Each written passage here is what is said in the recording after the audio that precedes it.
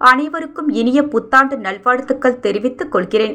2024ஆம் ஆண்டு தெருவுக்கு 10 மதுக்கடைகள், அனைத்து இடங்களிலும் கஞ்சா மற்றும் போதைப் பொருட்கள் விற்பனை, தடை செய்யப்பட்ட லாட்டரி சீட்டுகள் விற்பனை, கட்ட பஞ்சாயத்துக்கள், அரசு அதிகாரிகளின் குறிப்பாக பத்திரப்பதிவுத்துறை அதிகாரிகளின் முழு ஒத்துழைப்புடன் போலி பத்திரங்கள் தயாரித்து கோவில்களுக்கு சொந்தமான இடங்களை விற்பது, வெளிநாடுகளில் வாழும் நபர்களின் சொத்துக்களை விற்பது, பொதுமக்களுக்கு சொந்தமான ரோடுகளை விற்பது, பெரும்பாலான துறைகளில் லஞ்ச லாவண்யம் தலைவிரித்தாடுவது அமோகமாக நடைபெற்று வருகிறது.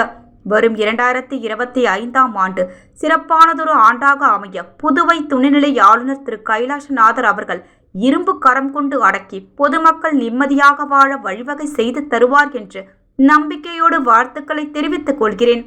மேலும் போலி பத்திர நில அபகரிப்பு வழக்குகளை நடுநிலையோடு விசாரணை செய்வதற்கு அனைத்து நில அபகரிப்பு வழக்குகளையும் மத்திய புலனாய்வு துறையான சிபிஐக்கு மாற்ற வேண்டும்.